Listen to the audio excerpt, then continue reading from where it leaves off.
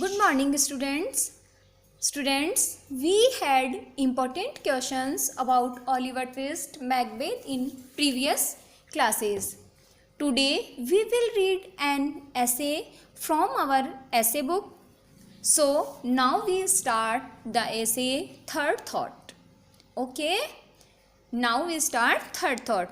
Third Thought is written by E.V. Lucas.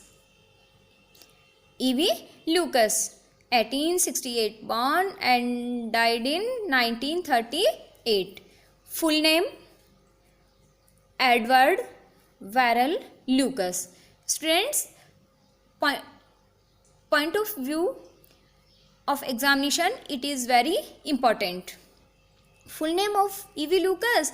E.V. Lucas' full name was Edward Verrall Lucas. This essay, Third Thought, is taken from the Phantom Journal. Where from this essay has been taken? Okay, this essay has been taken from the Phantom Journal. Okay, when was this essay published? This essay was published in 1919. Okay, what is the motive of this story? Behind this story is a gentle satire on our money making civilisation. Okay, इस story का motive क्या है? इसका एक satire है. किसके ऊपर satire है? मनी मेकिंग सिविलाइजेशन के ऊपर. Okay students, and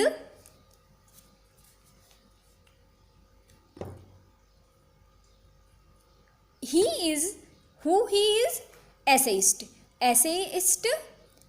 E.V. Lucas is the Elia of his days.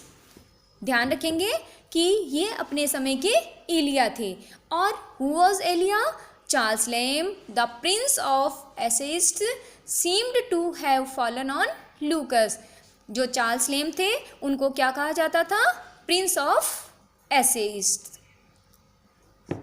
And जो E.V. लूकस है, इनको भी इनके समय का एलिया कहा गया था. In this essay the gentle and delightful humor. Students, these lines are important and you can write in explanation or in explanations critical note. Okay, according to critical note, these lines are very important. In this essay, the gentle and delightful humor and irony of writer, his mastery of simple and graceful prose style. Okay students, and a question is in our mind, what is the meaning of third thought?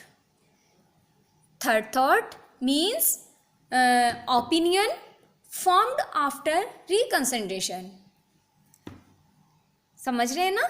Third thought means opinion, हमारे जो विचार बदलते हैं, हमारा जो thought change होता है, formed after reconsideration. Okay, and next question, the story was, who told this story?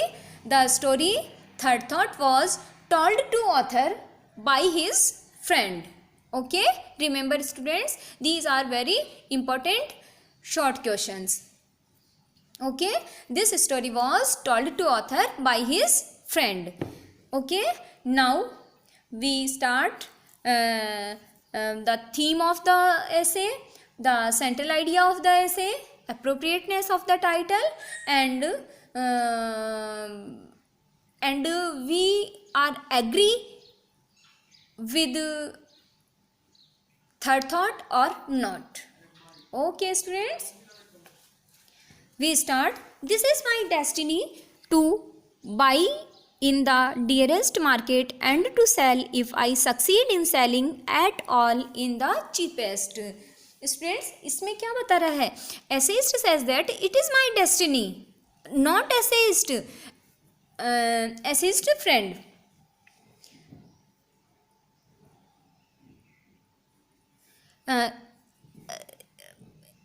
ये सब किस पे डिपेंड करता है? ये खरीदने वाले के भाग्य पे डिपेंड करता है. कैसे? हाउ?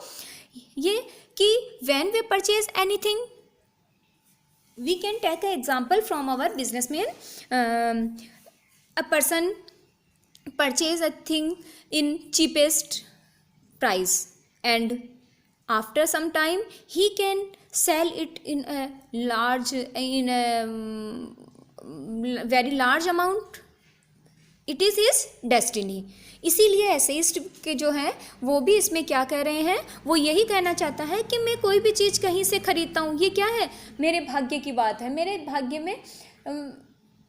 और इसमें जो एसेइस्ट हैं वो क्या बता रहे हैं, वो ये बताते हैं कि उनका हमेशा दुर्भाग्य रहता है उनके साथ में, कि वो कोई भी चीज़ कहीं से भी अपनी पसंद की कोई चीज़ महंगे रेट में ख़रीदते हैं और फिर उनको कम से कम दाम में देनी पड़ती है. यह है हमेशा उनका एक तरह से सौभाग्य, तो क्या हम दुर्भाग्य ही कह सकते हैं इसको. Okay, well said the dealer, if it were a genuine Turner it would be worth anything, but let's say 10 shilling, you can have it for that, but I don't mind. Essayists want to say that the seller was not confirm about the portrait. The dealer was not confirm about that portrait. So when essayist friend asked him about that portrait, then he was not sure. So he says that if it were genuine turner, वो क्या कहते हैं कि अगर ये genuine एक जो Turner थे उनकी होती तो क्या होता, be worth anything, तो इनकी प्राइस कुछ भी हो सकती थी, है ना. पर he was not sure, so he says that let's say 10 shilling. इसलिए वो क्या कहते हैं कि इसलिए क्या है, 10 shilling है, you can have it for that, but I don't mind. Why he don't mind? Because he was going to London next week, so he was he say such type.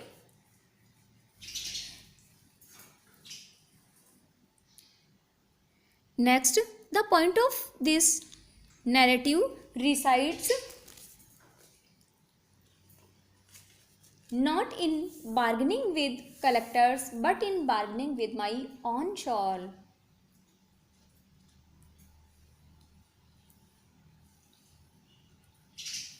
Students, this is very important line. The point of this narrative resides not in bargaining with collectors. ये essayist इसमें बताना चाहता है कि ये जो narrative है वो इसमें क्या करता है, besides not bargaining with collectors, कि जो संग्रह करता होता है उसके लिए ये क्या कहते हैं कि ये सौदेबाजी किसकी नहीं है. इसमें ये एक जनरल टॉक नहीं बता रहे हैं, ये बताते हैं किसके लिए, but in bargaining with my on shawl, कि ये जो सौदेबाजी हो रही है किसकी, मेरी आत्मा के साथ, हिज ऑन शॉल, उनकी आत्मा के साथ हो रही है ये सौदेबाजी. कैसे, जैसे स्टूडेंट्स देखिए, आपने ये ऐसे पढ़ा होगा, और जब ये ऐसे आपने पढ़ा तो क्या है, उनके जैसे हम एसेइस्ट बार बार क्या होता है, नहीं मैं ऐसा करूँगा, नहीं नहीं इतने में नहीं, इतने में होगा, नहीं इतने में नहीं, इतने में, और इस तरह से क्या होता है, ये सब क्या है, ये एक बार्गेनिंग हो रही है किसके साथ, विद एसेइस्ट फ्रेंड शॉल. उनके साथ ये जो बार बार में थॉट चेंज हो रहा है, रिकंसिडरेशन जो हो रहा है, ये क्या है, उनका यहाँ पर बार्गेनिंग चल रहा है. इसलिए वो कह रहा है ये बार्गेनिंग कोई साधारण बार्गेनिंग नहीं है, ये किसके साथ है, उनकी आत्मा के साथ सौदेबाजी हो रही है. And this line is very important. Why give him half, why give him half, why because this is no. It was my eye that detected the probability of the drawing, not his. He had indeed failed, did not know his own business. Why put a premium on ineptitude? Third thought means here is reconsideration of thoughts. So essayist says why give him half.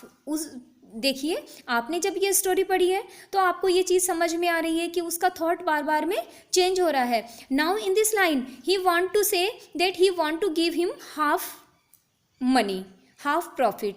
So he but next moment he think that why, कि मैं उसको half profit क्यों दूंगा, ये देना क्या होगा, क्या ये मेरी बुद्धिमानी होगी, इस तरह से उसका थॉट यहाँ पे वो थिंकिंग चल रहा है उसका. Next, why send him 10 pounds. अब देखिए हम देखते हैं कि इसमें वो क्या कहता है, उनको लगता है कि मैं उनको क्या करूं, 10 पाउंड दे देता हूं. और बट उसका नेक्स्ट थॉट स्टार्ट हो जाता है, वाई सेंड हिम 10 पाउंड्स. ऐसे ही इसमें बताना चाह रहे हैं कि वो हाफ से 10 पे आ जाता है, पर 10 में भी उसको लगता है कि इफ़ ही, अगर वो क्या करेगा, ये इस तरह से अगर वो इस तरह से करेगा तो क्या होगा, it will only give him a wrong idea of his customers, none other of home would be so fair. Okay student, समझ रहे हैं ना कि अगर वो ऐसा करेगा, उसको 10 पाउंड देगा, तो उसको हमेशा क्या हो जाएगा, अपने उनसे कस्टमर्स से रोज़ाना उनके लिए उसका एक अलग आइडिया हो जाएगा, और उसके अलावा ऐसा कोई भी करने वाला नहीं है. इसलिए वो क्या कहता है, he will accept similar letters every day. कौन, जो डीलर होगा उसके लिए वो कहते हैं कि क्या होगा इस तरह से, he will expect similar letters every day and be disappointed. Not 10 shilling is absurd, 5 would be plenty. फिर भी उनका मन क्या हो रहा है कि नहीं नहीं, मैं 5 पाउंड तो उनको दूंगा ही. और इसी तरह से नेक्स्ट में क्या होता है, वाई शुड आई डायरेक्टली, क्या करे, why should I directly, I had for first time in my life brought off a financial coup, spoil it by giving a large part of the profit away. Here poet's next thought is start and he says that why should I. उनको लगता है कि in my all life I get first time a profit, then why should I give him. ऐसे ही सोचते हैं कि वो क्या हुआ है, I had for the first time in my life brought off a financial coup, कि उनको पहली बार किसी भी तरह से लाइफ में कोई सफलता मिली है, तो उनको उस चीज़ को स्पॉइल नहीं करना चाहिए. Okay students, here thoughts are changing again and again. Next,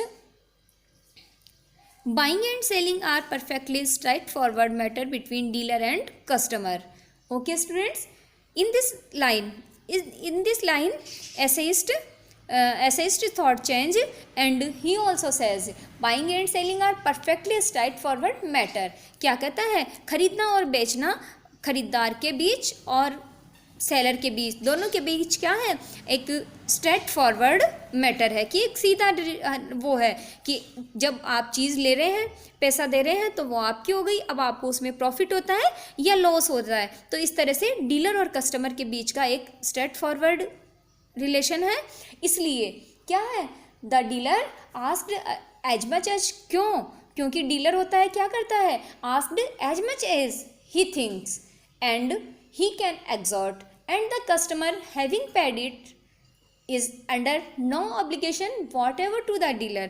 और कस्टमर जितना वो मांगता है डीलर उतना देता है, इसलिए इसमें तो कोई सोचने वाली बात है ही नहीं. Okay students, and the title of the essay is appropriate.